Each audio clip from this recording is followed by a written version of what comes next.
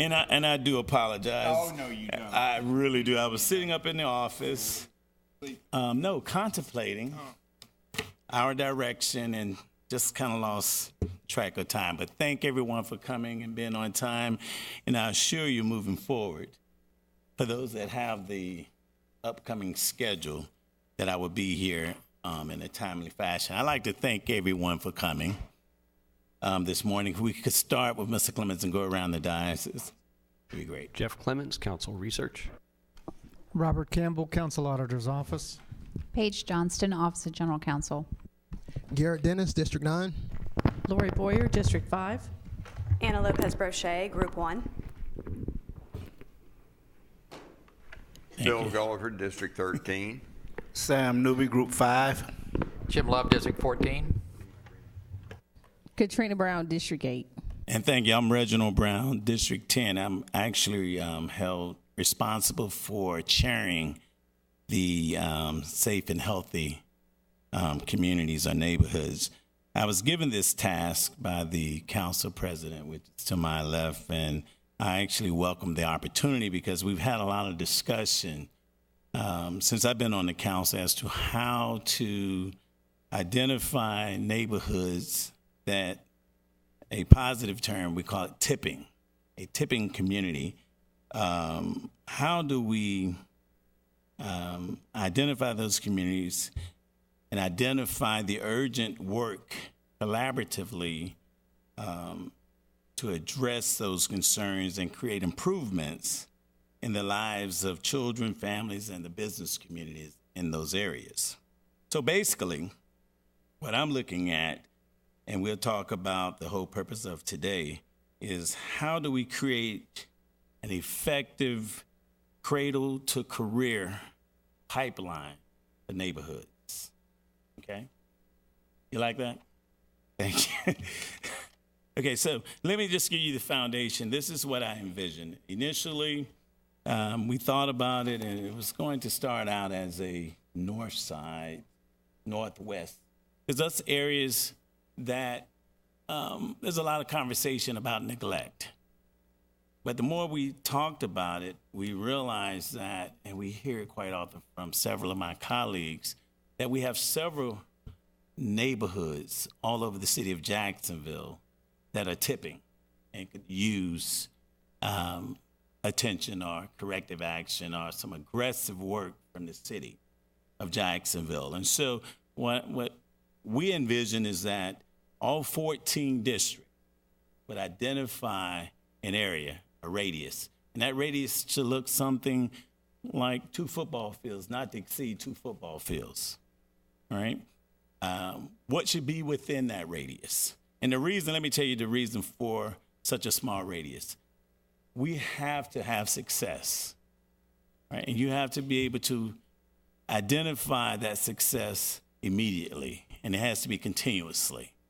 And if we go into an area that's too broad, it may take too long in order for folks to get excited about our presence being there and our goals that we set in order to turn those communities around. So currently, the areas that I'm looking at, it should suffer from fragmented services, disconnected programs. We're looking at park situation. We're looking at, when I say services, code enforcement. We're looking at landscaping and city right-of-ways. Look at the upkeep. When we talk about parks, we're talking about the activities that are there. What resources do we have in the community that's good for, and that's active for parents as well as children? We're looking at creating what I call a profile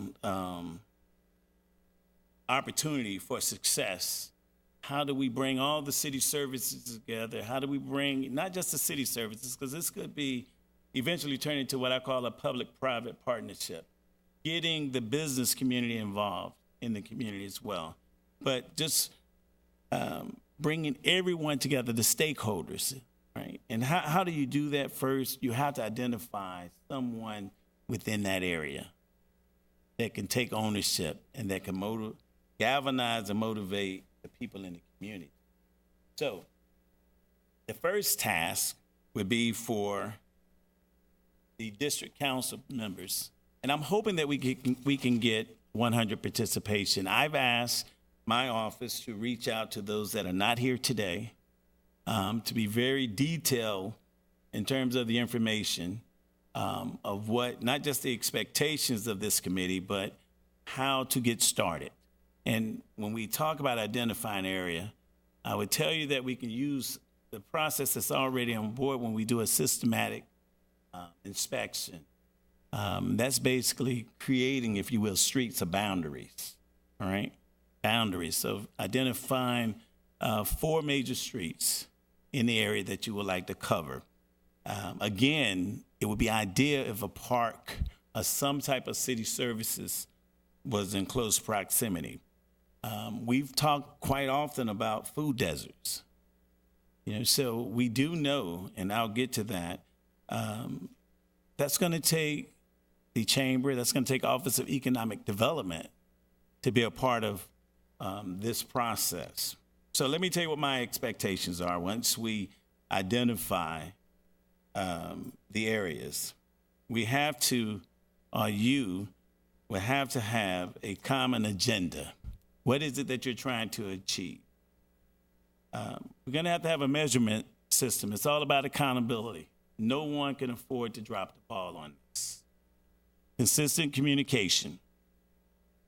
And then we have to have some reinforcement out there when folks are not doing what they need to do, to nudge them and say, listen, this is very important, that we need to be successful.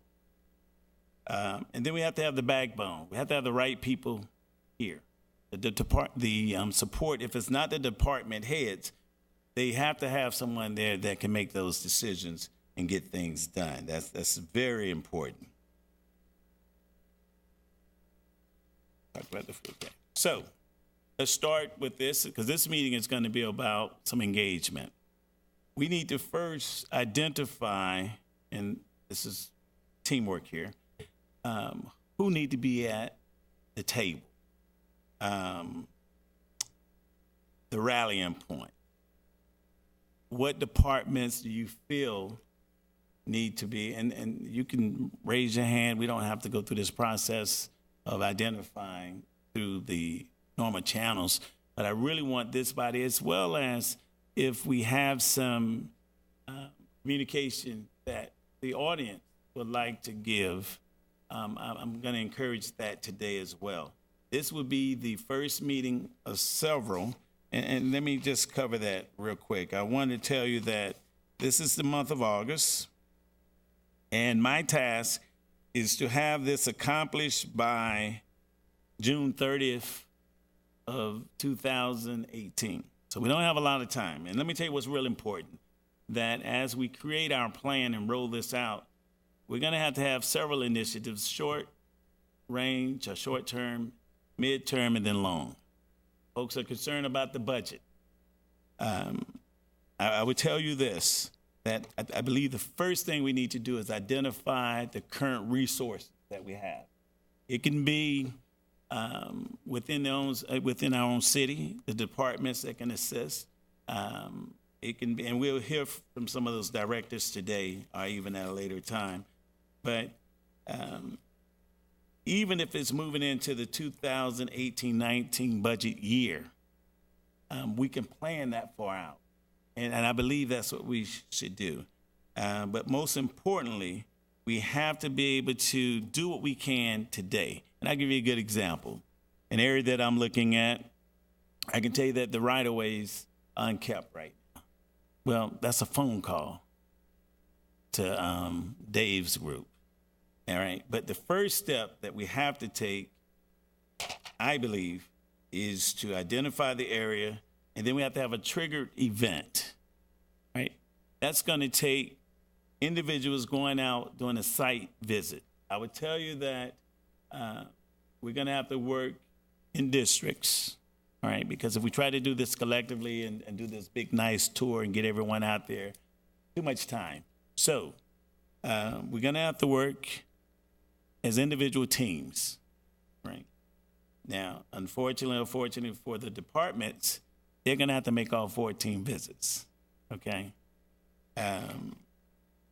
You have to collect data.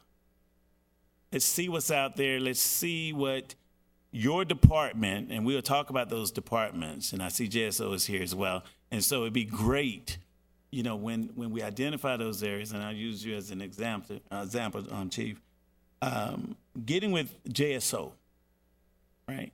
And they can go out and talk about the lighting in the area, what's some unsafe areas, things that need to be cleaned up, how to increase more what I consider police involvement. You know, actually community policing, getting out, talking with the neighbors in the community, those type of things. And that's what it's going to take.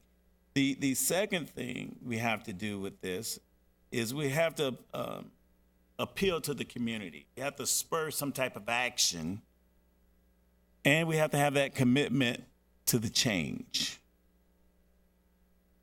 What I would expect from the departments when they come back to the meeting scheduled September 7th, that will be our official first meeting. At that time, is to have created a roadmap and a strategic plan for the areas within their purview. So, going back to the sheriff's office, we would get with Chief Proper. He would assign someone to go out, look at the radius, identify what need to come back. Now, this is where I think I'm going to need I believe I would need the district council members at. Either you can do the presentation or identifying identifying someone within that area would be better.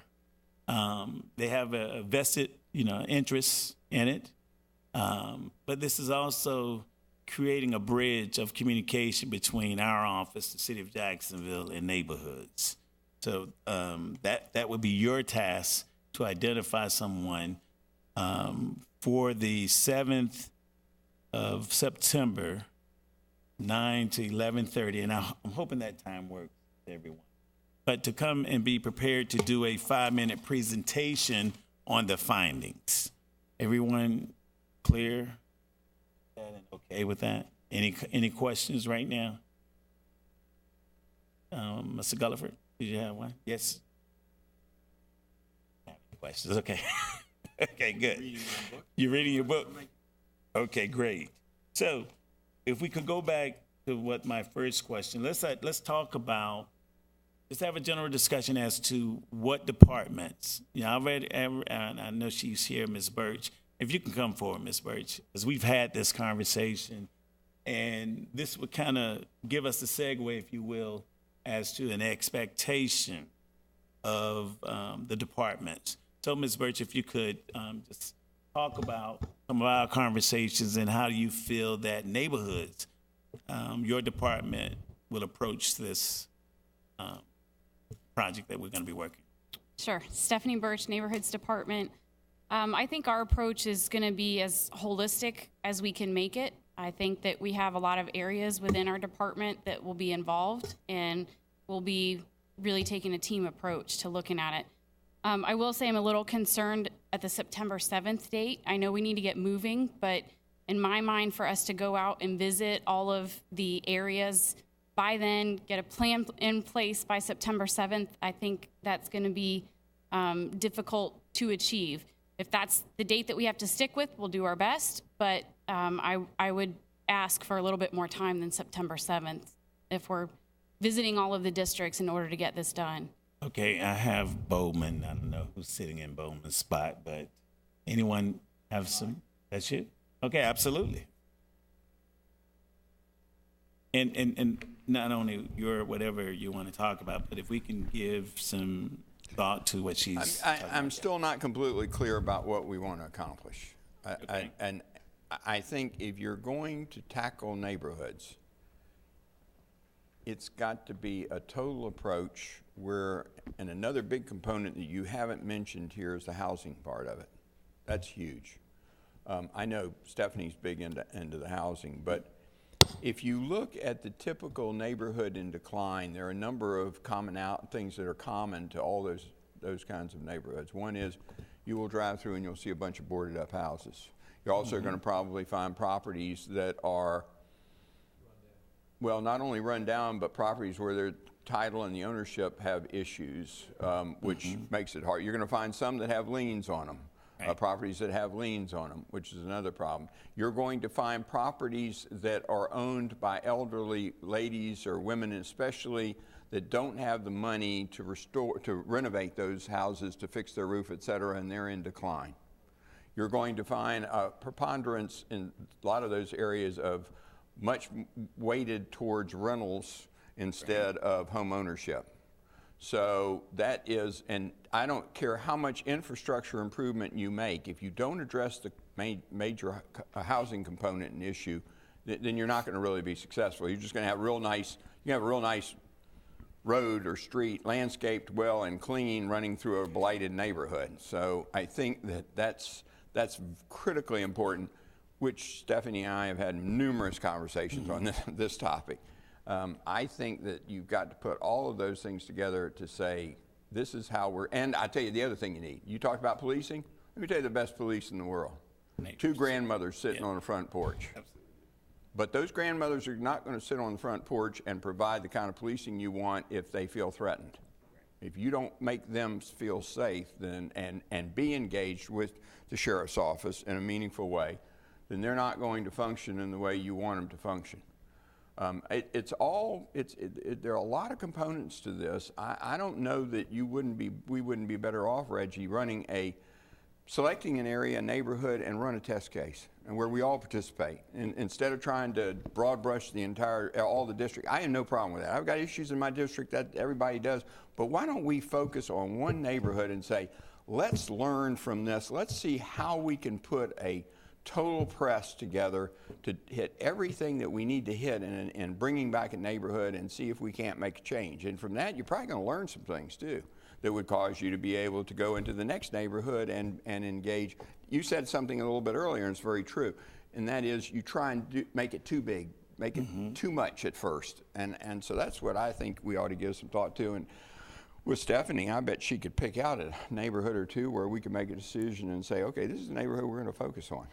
Right, and I agree with you, and housing is definitely one of the many components that would be a part of this project. However, I will say this, and the reason I believe 14 is a magic number, we're doing some of the work anyway. Public Works is out there, housing is out there. I think it's real critical, and this is why I brought her up, Stephanie, housing, because if folk are not comfortable where they live and how they're living, then they're not going to want to participate. And so definitely housing is a very intricate piece of this puzzle. However, going back to doing 1 versus 14, I believe if the structure is right, we'll see. If we can at least start identifying, you, Mr. Gulliver, just identifying area, even if you want to go to a football field, but something real critical that has not just housing issues, but also business issues within that area, or even some park issues. I think if we can start there, and if we don't get 100% participation, that's great. But narrow it down, because as I heard last night, we have some districts that may not have some of the same concerns as others. But this is for those that are interested in maximizing the current resources and developing additional resources down the road. And so this, I think having it small in terms of the district. Now, I hear you on the September 7th. I don't know the amount of staff that you have, but I will say that, and you give me your thoughts about this. If you create a matrix for your staff, to identify a district within a district to go and review the community, then come back with a report, and that's where you all can then sit down and talk about their findings. Will that give you the amount of time, or do you really think we should push it to the first meeting being the 21st of September and that give you even more time. I'm not saying not to have your first meeting September 7th. I mean, I'm sure there's probably other things that people have to talk about at that meeting. I just would request a little bit more time because For housing.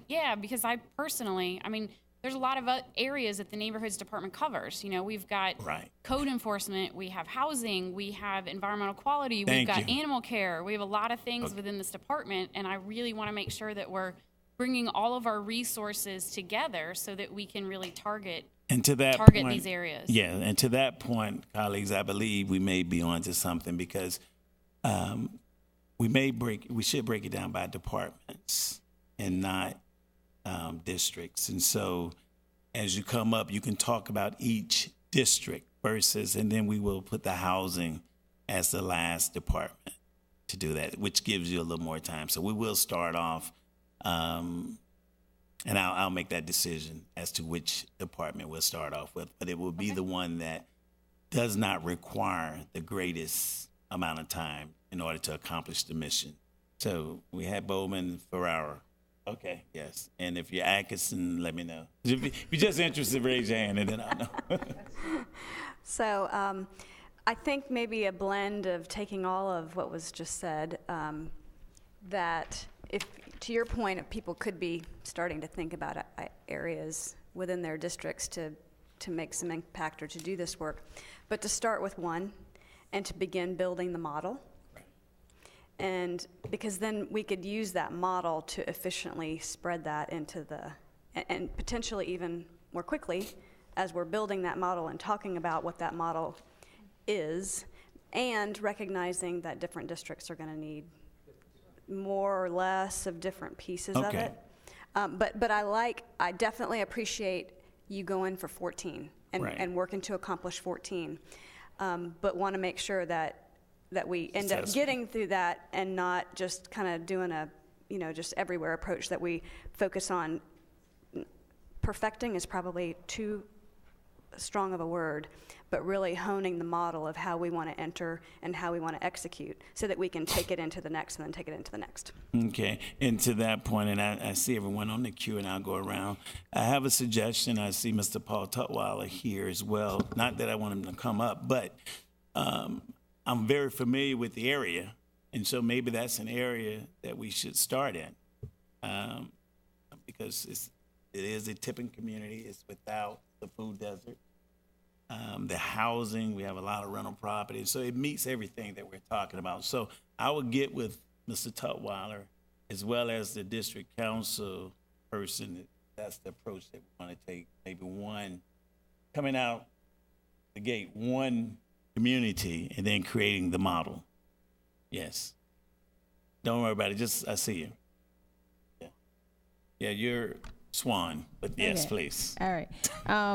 And that's interesting that you made that statement, because right now that Moncrief Murray Avenue, you had a Simon Johnson Park where Tony Baselli is about to leave out. And so the Parks Department was trying to figure out what can we do with that location. I know Mr. Gullis was very familiar with that center there. And then also Mr. Paul Tutwiler is in the process of, he has a plan that I think he could bring to our meeting where he's receiving partial funding. He's looking at getting some additional funding from the city to build that grocery store in that area. And so to make it not a non-food desert, and he has a whole plan that he's working on that. And also he's had some challenges with the housing, the same thing that Mrs. Gulliver was talking about, and some ideas that he came to me about, which I thought would be great for him to bring to this meeting on some things that can be done that can speed up the process, and what actual problems they have when he's trying to develop and buy those properties within the district, and some of the challenges that he's faced, and some of the solutions that he think that we can do. But he says it takes the council to help with those solutions of making that happen. Okay. Madam President. Maybe we could do two. Okay. Maybe we could, don't necessarily have similar, or maybe have different challenges, but, and be building it with that so that we have more than one input. Okay, well, I think we have Mr. Scott Wilson here that may have a different, have needs, but a different look than what Councilwoman Brown is dealing with. Would you like to volunteer to identify an area that we can work in? Yes, I certainly would. I have a couple areas I've thought about, and I'll share those with the housing department. So a couple areas I can tell you, Windy Hill is an area that definitely sees its challenges. Brookview as well, and both of those are older neighborhoods, probably built in the early mid-60s, I'm guessing. And they're both, Windy Hill's a bigger area, so if we looked at that, we might want to condense it down to a smaller area within that neighborhood. But they certainly have the challenges with the rental housing and I guess lower income, infrastructure issues, and things of that nature. So just as a beginning conversation, those are two I could think of. Okay, thank you. Councilwoman Boyer. Trying to remember who I am in waterways, who sits here. Anyway, I think that's a real good model that you're talking about. If you pick one in your district or Councilwoman Brown's district and then pick one in Mr. Wilson's district, because I think what you're going to see, and I think part of the thing that is good about this conversation from a council member standpoint is for us to understand the differences in the way things work in different parts of the city. Because when you were talking about having someone from the community be the kind of lead on the conversation, well, that works really well if you have a CHODO who is designated to speak for the area. But when you're in a normal community that doesn't have a CHODO, then you've got competing interests between one neighborhood association, and some people don't like the person that runs it. And I mean, it's much harder to come up with a unified voice for the community in those areas. Another example is there's a lot of programs. We had the conversation last night when we were talking about after-school programs. It could be some of the housing programs that aren't available to us in very tipping point neighborhoods that aren't in the designated zip codes or aren't in the designated census tracts. So you have a whole different set of challenges in some parts of the city in those neighborhoods than you do in other parts, and opportunities. So I think it's really good to pick one of each, because that'll give us a better idea of how we have to address this as a model going forward. Might be two different models. Right. So in terms of the trigger event, do we want to do a press release? Do we want to have a community event? Any thoughts about how we would let the community know that we're coming? Not until you're ready. The worst thing we can do. And to that end, what Ms. Boyer is talking about, if I might share an experience I had many years ago about a blighted or rundown neighborhood. Now, the beauty of that was that we have a problem that has a significant magnitude to it. In our case, we had a little area east of Mayport Road that was probably 6 blocks long and 4 blocks wide. And it was an area that when I was the mayor of Atlantic Beach, the police officers told me don't go down there at night alone. In fact, don't go down there at all. Certainly had a lot of the problems you're aware of in neighborhoods. Buildings, the structures were in decline, a lot of rental property, a lot of crime, drugs, some violence. And what we did was we started a community development corporation first that involved any citizens in the area that wanted to participate. And then fortunately, we were able to get Habitat in there in a big way to start building houses. And we also at the same time started an effort to renovate existing properties.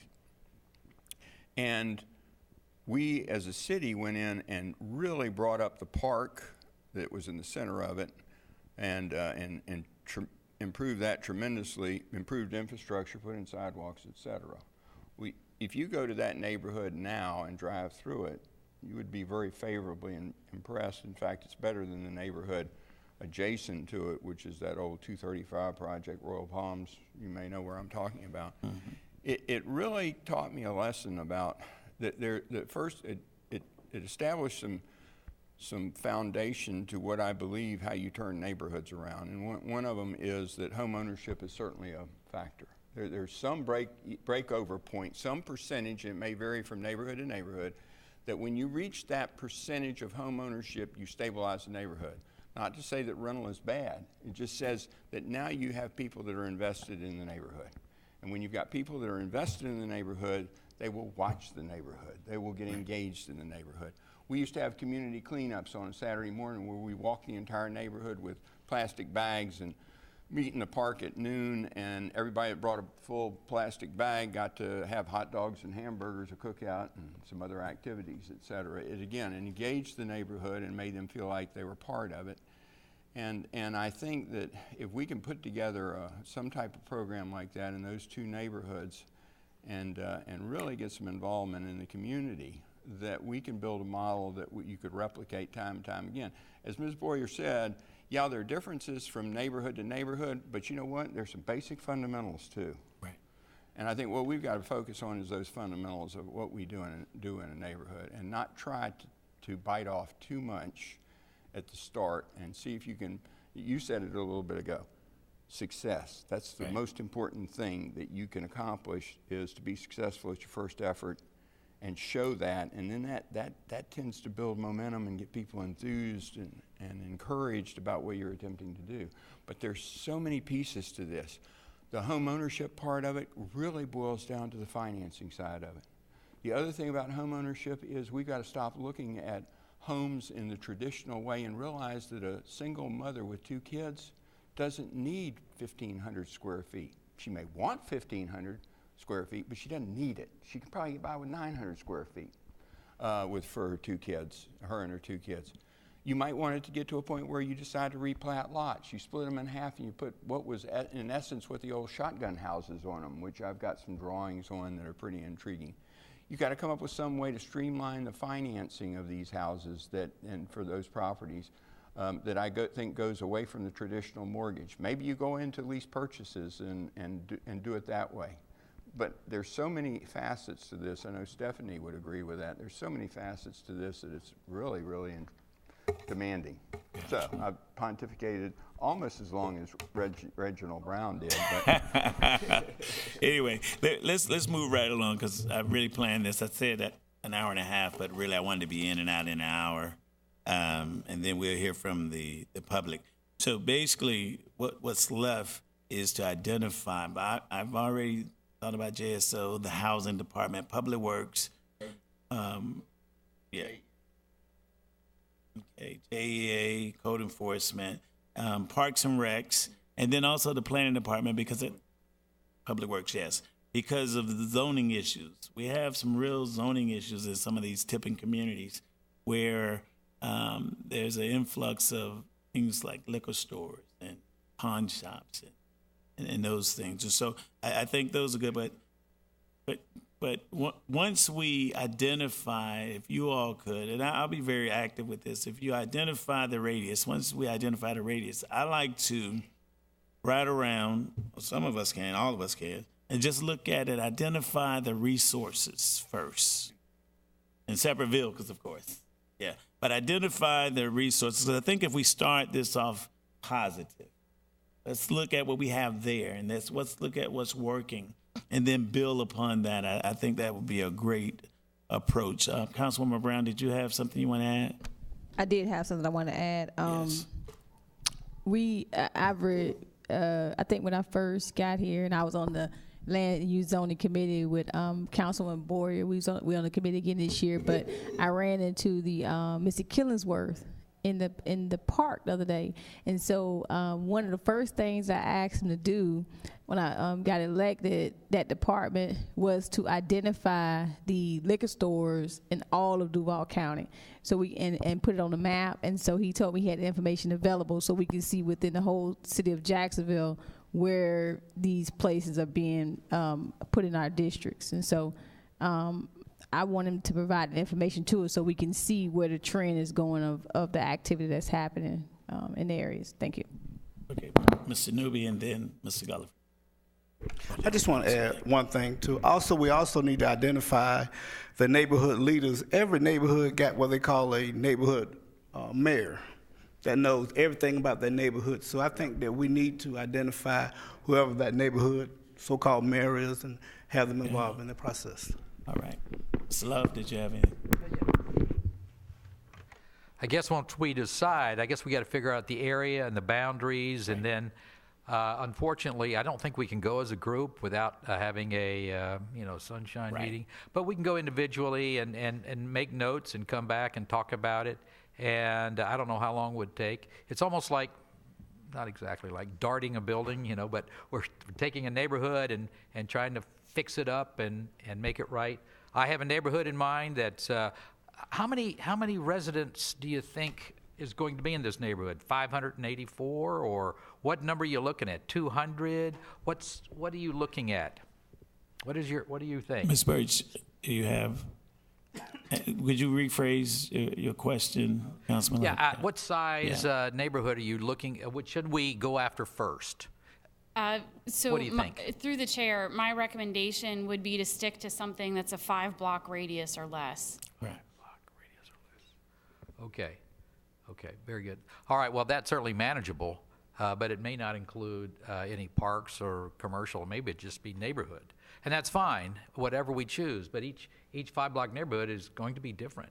I think, and through the chair, I think we have to think about proximity. So proximity to a park. If there's a park that's within walking distance or something like that, there's a lot of factors for us to consider, I think, for us to be able to make some changes that are going to be measurable. And I think at the end of the day, that's what you're probably talking about. How can we measure the change that we're making in these neighborhoods? So well, obviously crime is one of them, and the sheer looks, it could be another, and home ownership is another.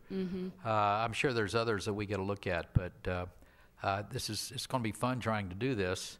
And if you do 5 blocks at a time, we're a pretty big city. It's going to take a while. Yes, sir, it will. But once we set up the prototype and we get it honed, like the Madam President states, I think it could be replicated and go over the whole city. Yeah, and I think we have to be realistic too, in knowing that this is going to take a long time. Not everything is going to be able to happen, all at once by June 30th. We're going to be able to do a lot of things, but I think in order to kind of branch out, everywhere, it's redevelopment of neighborhoods takes a long time. So as long as we're realistic with that, we have, like what Councilman Brown talked about, the short, the mid, and the long-term goals, and we're sticking to those, making them achievable, then I think we'll be able to have some success.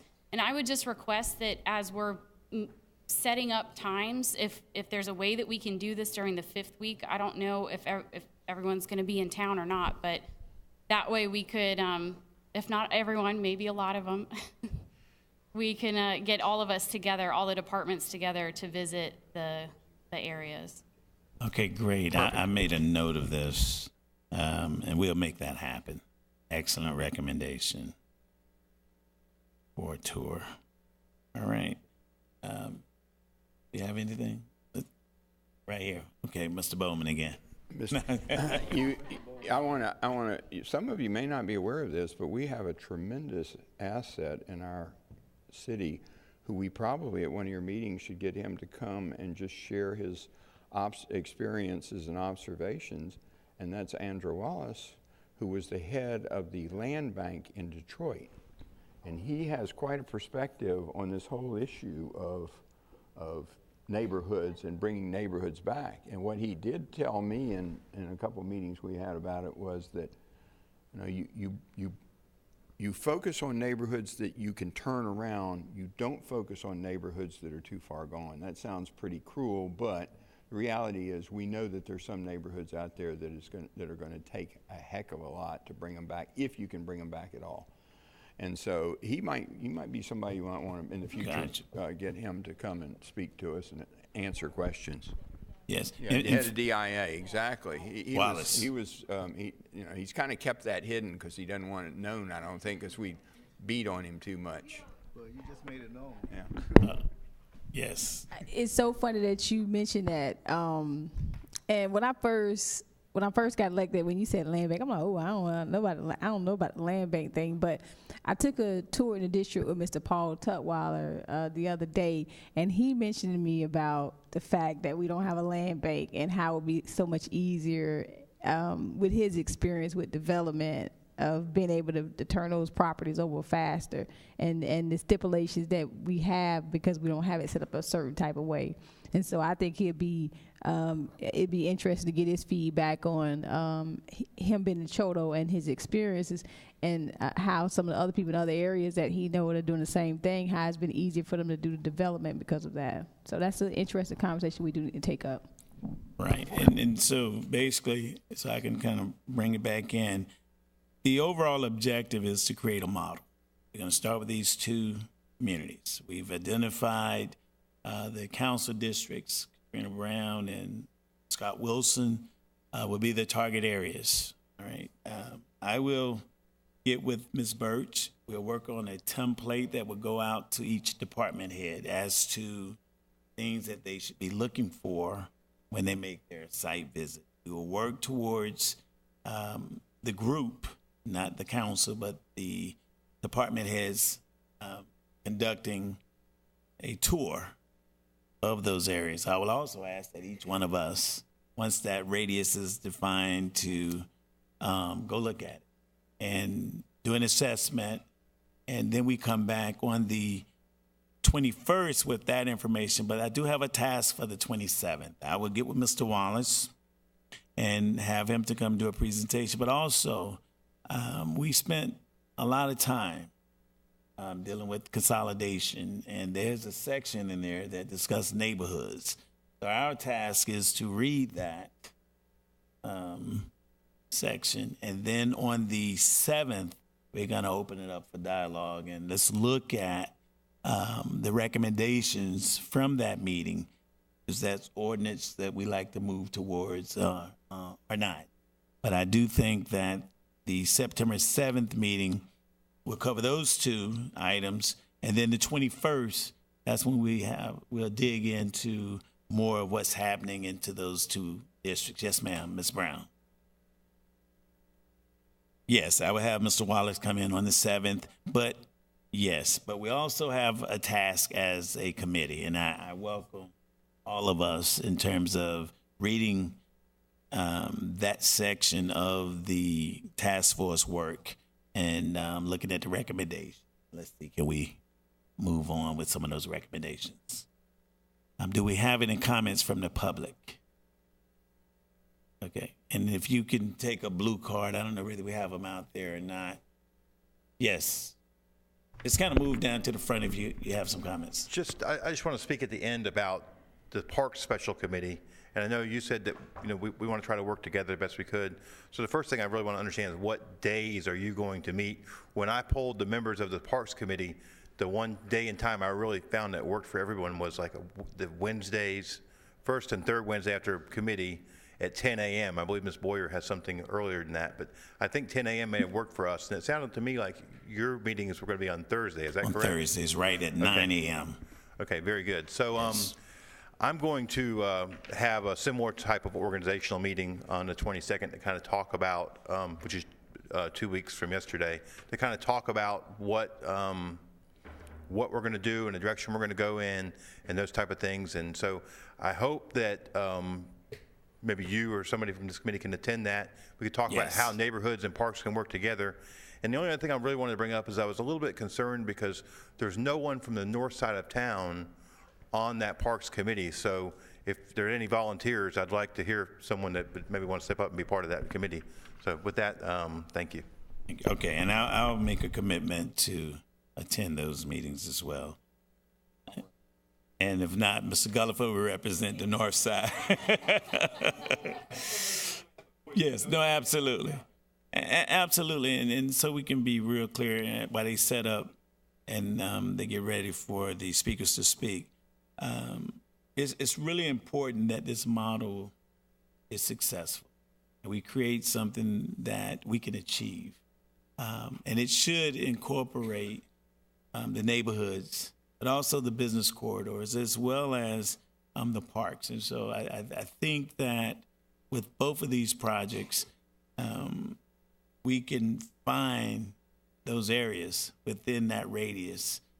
We're off to a good start. So I appreciate you all volunteering for that. We're going to give the speakers in the audience 3 minutes. You can fill it out later, sir, if you want, Dr. Scott. Yeah. Let's go ahead and get started. Thank you. Yes, sir. If you just give your name and address for the record. Stanley Scott, my address is on file. We have already done this work. The African American Economic Recovery Think Tank has already worked on the lowest neighborhoods, Compton, Jacksonville. We work across the country. This information, I've been trying to give it to the city of Jacksonville for the longest. And none of the city council people, well, I'm saying Mr. Gulliver, I'm not going to cut him. And Gulliver and Principal always respond. This work has already been done. I can bring the work. And I don't hear any input having, because if I was doing this, I would start on the grassroots level and ask them for input. Y'all have already decided that y'all going to take these steps and that step and don't even have a template in place. I would start there and ask the community, what do you think, or anybody from the community? You have people that come from city council, public comments. Why not ask those people? Since they're already entrenched in the community, and ask them what their input is. But this work, if we're talking about developing any community in Jacksonville, the African American Economic Recovery Think Tank has already created that. We have it in writing. I've been trying to give information to this city to empower the African American community and other community, less fortunate community. We having a workshop this Saturday at the Wells Fargo building on 6th and Main at 10 a.m. It's open to anyone, but especially African American leadership, with us spending this much money, $14 billion as consumers. And everywhere I live, when I lived in California, Glendale, California, every nationality owned a piece of the rock, except for African American.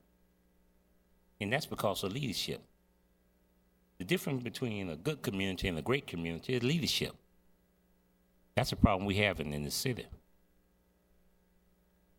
Because we have people, because you get elected, that doesn't mean that you're qualified to be a leader.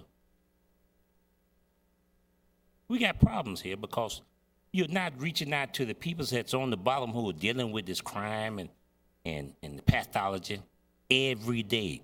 Those are the people I will go to first and ask for input.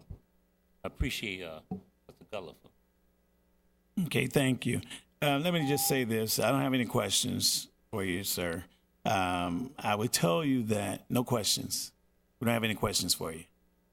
Well, I don't know whether you may have questions, but let me just finish. We started this conversation out, and if I'm not mistaken, it was Councilman Newby that mentioned the importance of the community and identifying his terms, a mayor of that community. So definitely we're not reaching out with a new project or a project period.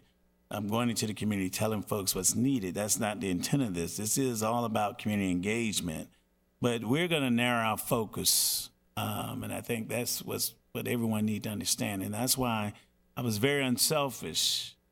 We went from 14 districts down to 2, because the importance is, I believe is most important, is to be successful. So if you have any information that you feel that is important or could help either Councilman Wilson or Councilwoman Brown with this project, then I would definitely recommend it. I'll turn it over now to Councilman Gulliford. Thank you, sir. Through the chair to Mr. Scott, I appreciate your comments, and I think you're absolutely right. My idea is if you make the target area small enough, what we can do is a house-to-house survey, and I would say that. But first thing, before we do that, we got to develop what we're really seeking in the way of response from citizens. I think once you establish that, then you develop a questionnaire. We get volunteers. We go house to house, and what are your major problems? What would you like to see happen? And you're absolutely right, because the thing that you've got to do is you got to engage the people in the community to get behind the thing for it to be successful. That's understood. So, right. And we have the resources in this city to do whatever we need to do. We need leadership. I'm on the grassroots level, and they working together. We don't have that connection. Here's your other part of it. We need affordable housing in this city too. Yes, because absolutely. Affordable housing is a real problem here. Not only affordable housing in terms of ownership, but affordable housing in terms of rental.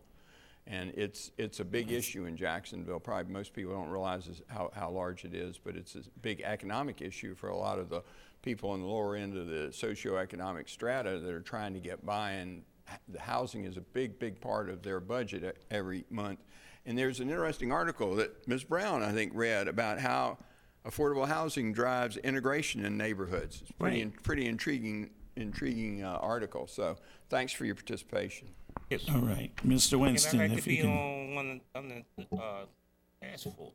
I'd like to be on one of them on the grassroots level, because we can make these changes. We welcome all participation, and definitely yours. So just like I stated earlier, you can either reach out to me as the chairman, and actually I will have two co-chairmen, Scott Wilson and Katrina Brown, for the areas. And so you can start with me, and then we'll make sure that it happens. Thank you. Yes. You got you, Mr. Winston. But sometimes, why not reaching out to the people? Why they always got to reach out to you? I'm not talking to you, but I'm saying, why we don't never reach out to the people? I would say this to everyone that's watching. We are in an attempt to address areas within the Jacksonville, communities within Jacksonville that we consider tipping. All right. I think this is a great start. If this model is successful, and it will be, when it's successful, then we can roll it out citywide. We will have had the opportunity to look at all of our resources, look at what works, what doesn't work. And I believe everyone in Jacksonville will be pleased. This is the directives that was given by the council president, and I'm going to execute it to its fullest. Mr. Winston, if you want to. Okay, sorry. Come on up, mother. If you can just give your name, I know who you are, but give your name and address for the record, please. I appreciate everything that you all are suggesting to be done. But when I came here, I'm Doretha Tompkins, Riverview Neighborhood Association. I've been the president for 17 years, and we've made great accomplishments out there. And it takes up too much time to name all and everything that we've done out there. And going into the neighborhoods that you all just suggested, I'm 100% with it. With Mr. Rottweiler, what he's trying to do in our community. But my concern now is I have these pictures I would love.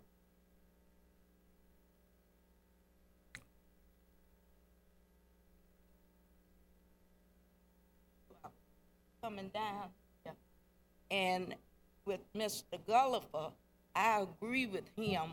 Home ownership makes a big difference in our community.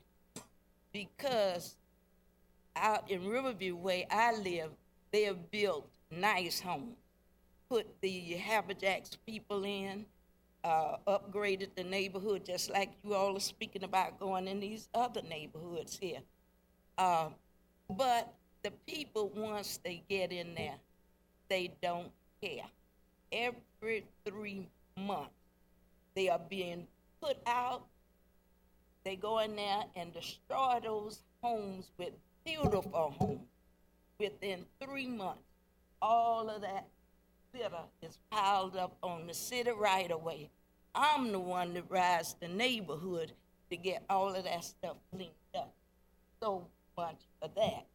So if you're all gonna go into these neighborhoods, number one, it should be a stipulation that they must own a lawnmower before they even move into the property, and bringing those junk cars from where they lived before to put in the neighborhood.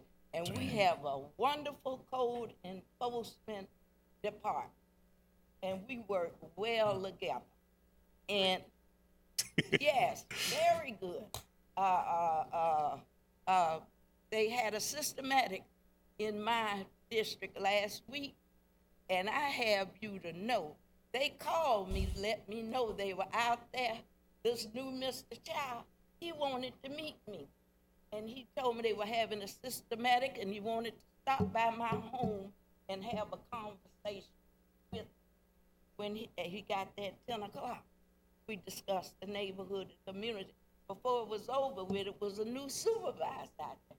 He called him and brought him in my home, and we met. That's how the close relationship that I have with our community. Okay, but right now, I like what you owe my time. Yes, ma'am. Well, go ahead and finish. You don't. Yeah, go ahead. My concern right now is the ditches, which I made a call when I knew I was coming down here to Steve Long and Mr. Bill Joyce. We haven't had our ditches, and I'm passing around the pictures of what I would. And he said it'll be 2018 before he gets to those ditches. Yes, ma'am. And it's full of leaves, full of trash. Been there since the first storm from way back, branches.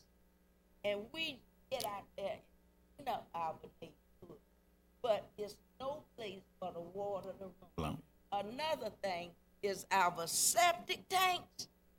Honey, it's a shame the way people, and you're talking about healthy neighborhoods with sewage backing up in the people's bathtub, the toilet. And if we could just, it's good what y'all gonna do, but we need some help out in the. Yes, ma'am. And let me just address that for you. And that's going to be a part of. I know what to say. I have. We number both on the list. No, I got you. No, ma'am. That's not what I'm going to say. What I'm going to say is that on September 7th, that's all a part of the consolidated studies and some of the findings. So we will address some of those issues and other than just going into one. Right. Yes, ma'am. We're going to talk about those. Yes, ma'am. And then the other thing is what I like to do, I know we're going to stay focused with the intent of this program, but I like to create a category called special projects. And so if I can get with you, because this is all a part of healthy and safe neighborhoods or communities. And so I'll kind of keep my own bank as to the concerns that's out there. And so you will be the first pilot project with this, okay? And Councilwoman Katrina Brown is working very hard out in our community. Yes, ma'am. I don't have much time, but I need time so I can sit down and talk about everything. Yes, ma'am. Okay. Thank you. Yes. I'm sorry. Yeah. And then, okay, we're going to go around the diocese if you have something to say. And then I wanted to see if we can get, I know Chief Proper's out there, if he can come down and just give us, based on the observation that you had today and the direction that we're going in, just talk about JSO and what you feel that your organization can bring to the table. Go ahead, Mr. Newby. First of all, I want to say, Ms. Thompson, thank you for the great work that you do. And to the chair, she's the perfect example when I'm talking about having the neighborhood mayor. She's the perfect example where everybody knows she's the go-to person to go to in her neighborhood. So, gotcha. Thank you. Thank you. Anyone else? Okay, fine. Chief? Okay, Mr. Brown, thank you. Thank you, council members, for allowing us to be a part of this great committee.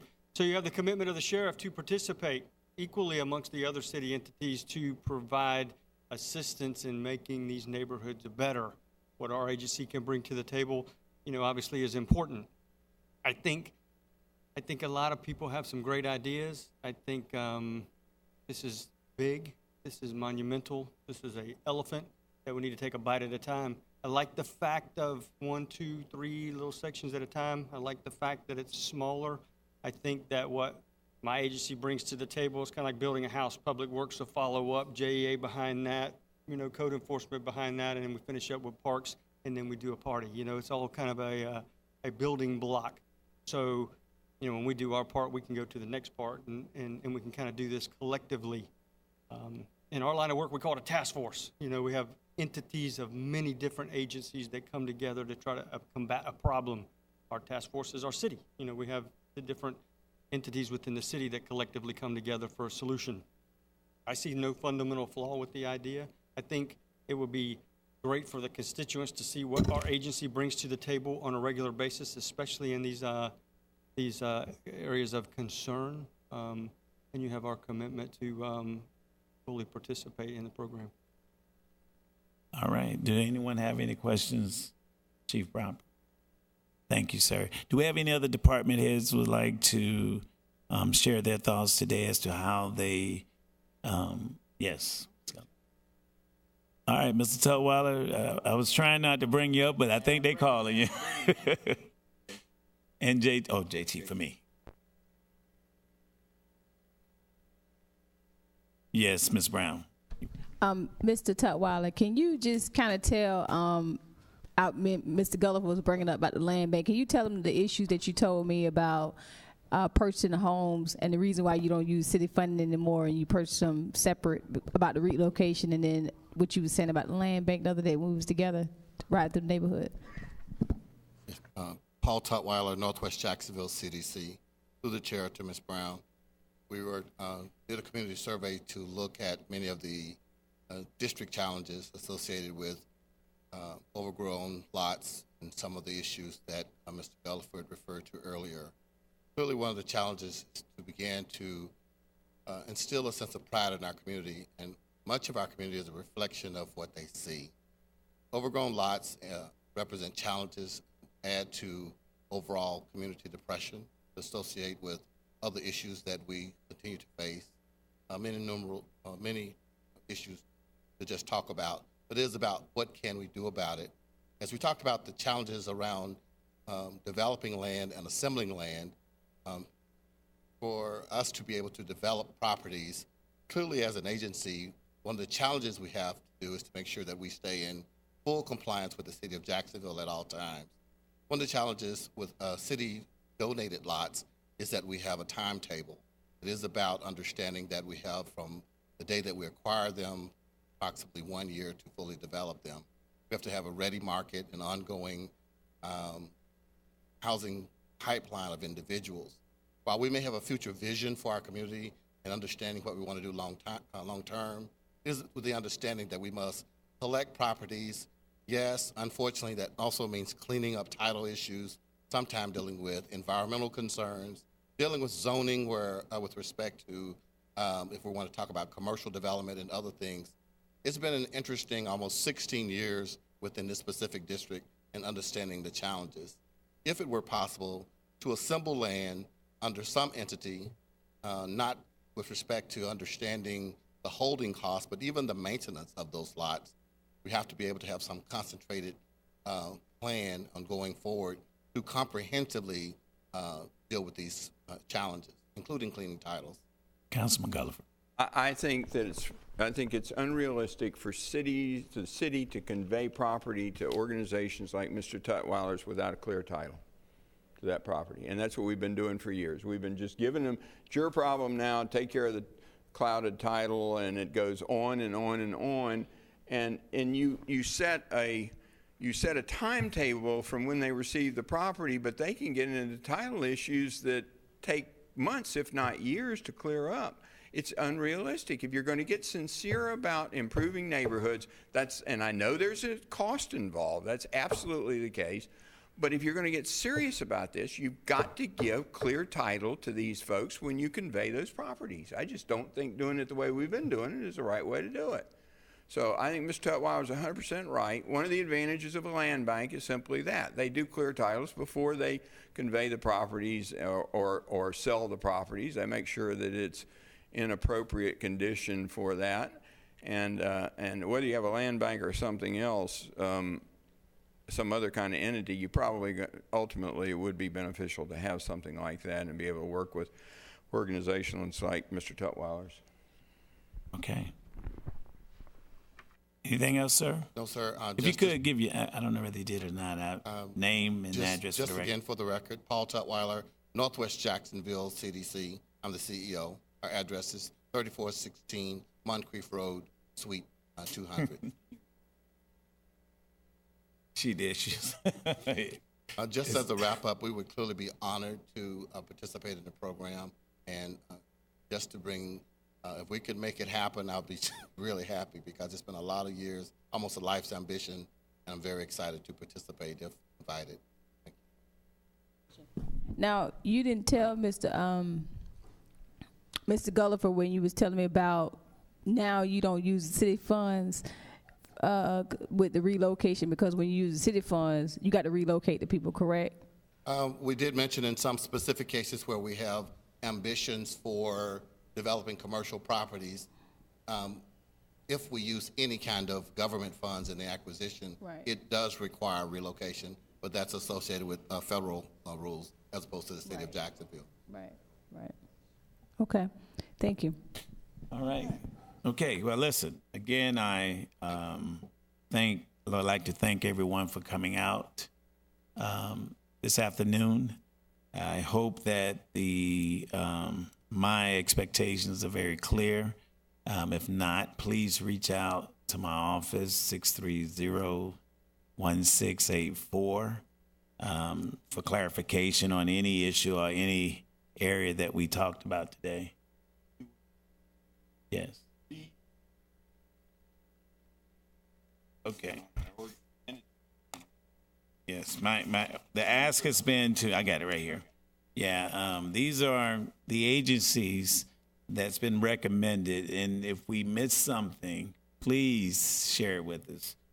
Code enforcement, JEA, JSO, housing, public works, Parks and Recs, planning department, the health department, and JTA, and OGC.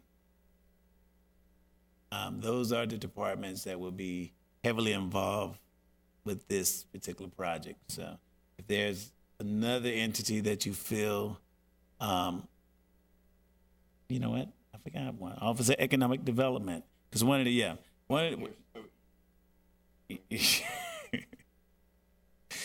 yes, so we have those, and we'll make sure that you get some correspondence from our office as to what's expected, as well as the next step. So again, I'm sorry. Sir. Through the chair, one of the things that that I hope that we could tag on somewhere, and if you happen to do a subcommittee, I'll be more than happy to lead the subcommittee. But take a look at batch foreclosures again. I was at a community meeting the other day, and then they were talking about we have so many houses, abandoned housing, condemned houses, houses that's overgrown, liens and things like that.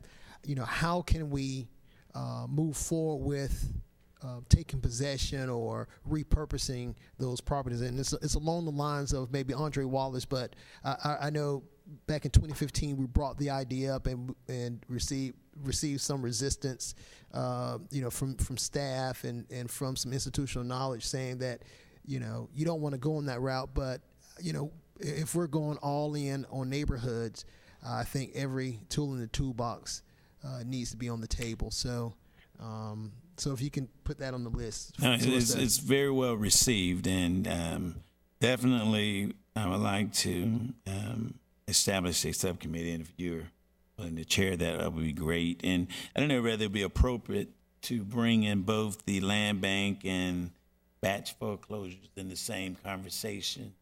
Give me your thoughts on that. Here's our problem with land bank. We'll never have land banking until the state legislature passes appropriate legislation to create land or allow us to create land banks. And when you go to states where they do have land banking, not only have they created them by legislation, but they've passed other legislation that helps those land banks with issues like what was just brought up by Mr. Dennis.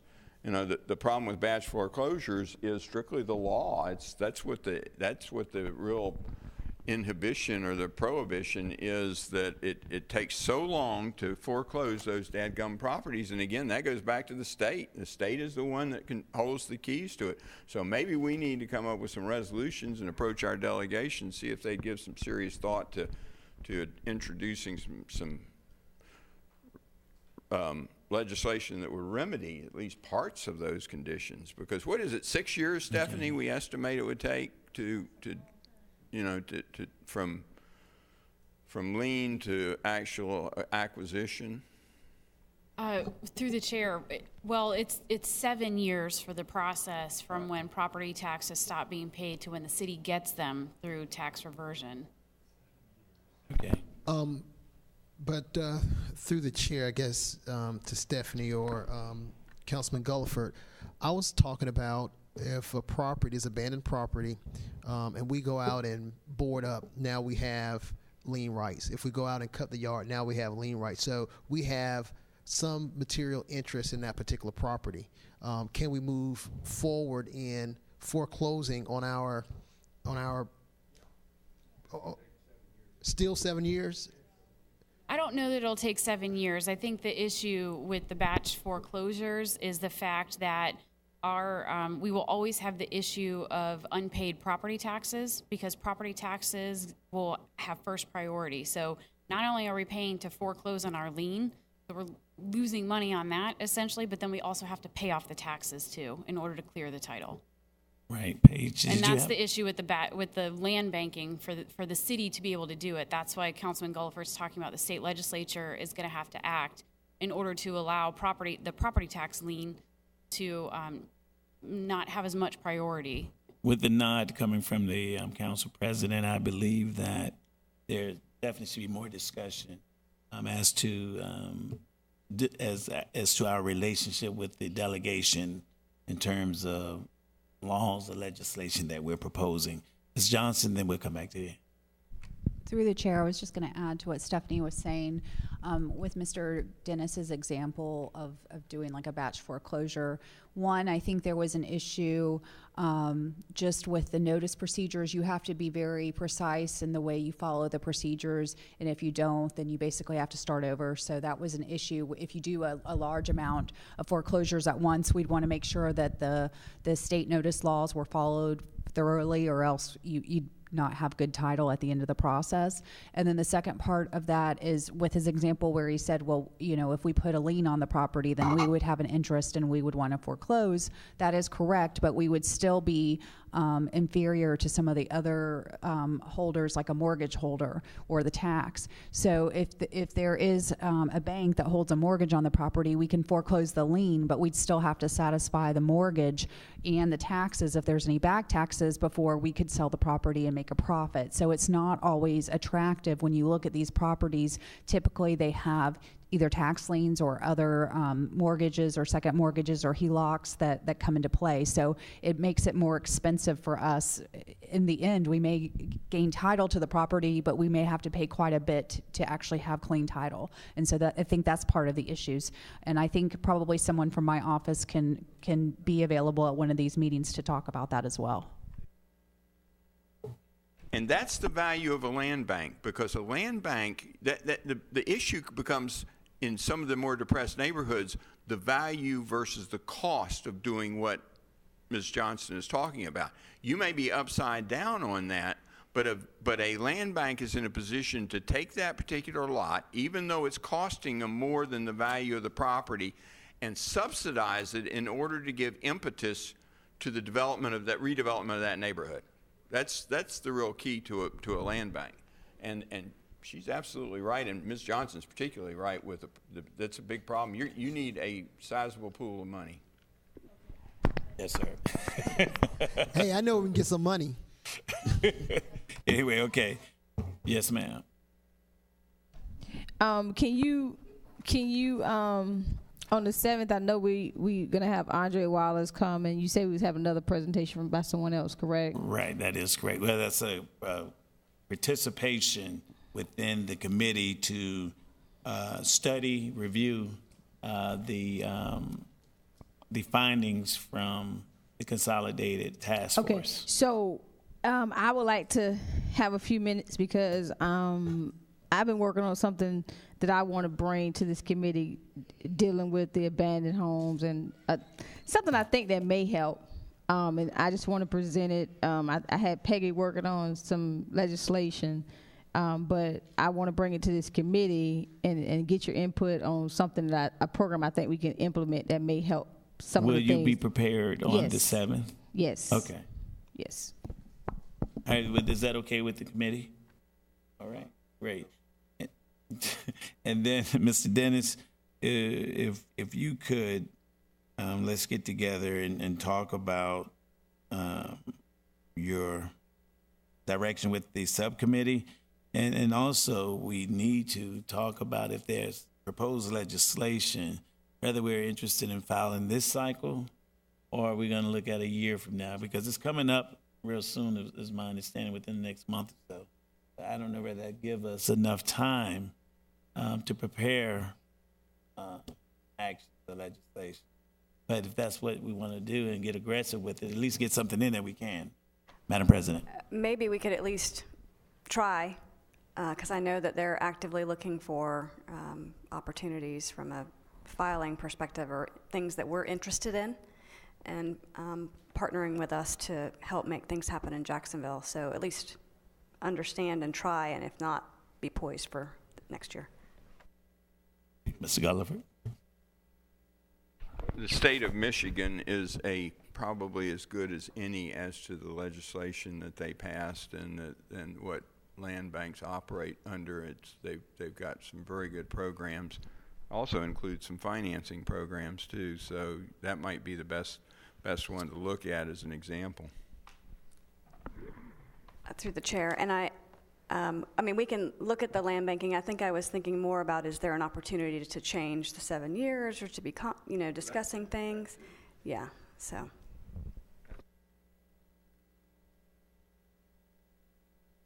You might want to go to the Florida League of Cities and see if you can get some support for that, because that's a problem all cities have. Mr. Newby. All right. Yes, he will be attending this month as well.